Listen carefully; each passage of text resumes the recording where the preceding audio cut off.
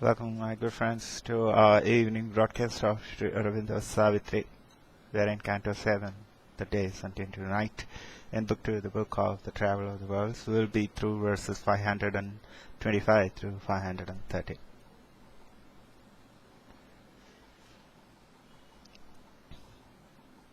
A deafened acquiescence gave its vote, and brigade dogmas shouted in the night, kept for the fallen soul once deemed a god, the pride of its abysmal absolute.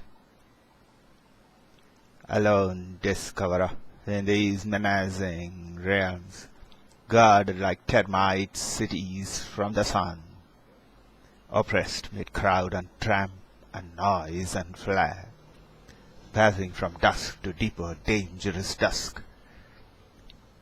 He wrestled with powers that snatched from mind its light, and smote from him their clinging influences.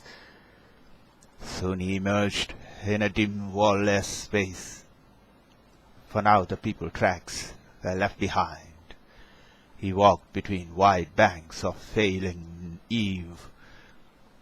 Around him grew a gaunt spiritual blank, a threatening waste, a sinister loneliness that left mind bare to an unseen assault, an empty page on which all that willed could write.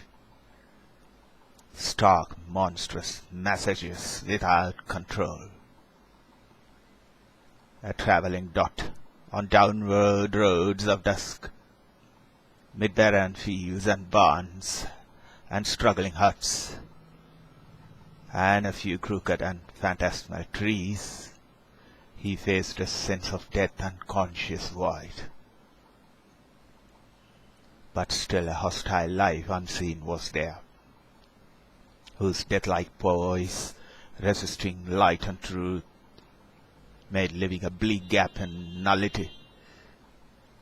He heard the grisly voices that deny, assailed by thoughts that swarmed like spectral hordes, a prey to the staring phantoms of the gloom, and terror approaching with its lethal mouth, driven by a strange will down, ever down, the sky above a communique of doom. He strove to shield his spirit from despair, but felt the horror of the growing night, and the abyss rising to claim his soul. Then ceased the abodes of creatures and their forms, and solitude wrapped him in its voiceless folds. All vanished suddenly like a thought expunged. His spirit became an empty listening gulf, void of the dead illusion of a world. Nothing was left, not even an evil face. He was alone with the great Python night, a dense and nameless nothing, conscious mute, which seemed alive but without body or mind, lusted all beings to annihilate, that it might be forever nude and sole. As in a shapeless beast, intangible jaws, gripped, strangled by that lusting viscous blot, attracted to some blackened giant mouth and swallowing throat, and a huge belly of doom, his being from his own vision disappeared, drawn towards depths that hungered for its fall.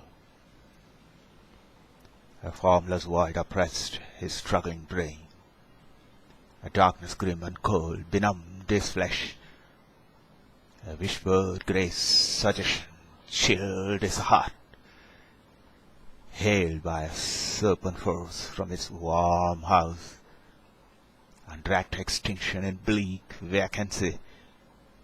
Life clung to its seat with cords of gasping breath.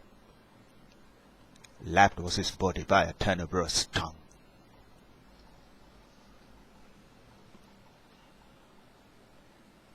That was the descent into night, verses up to 575.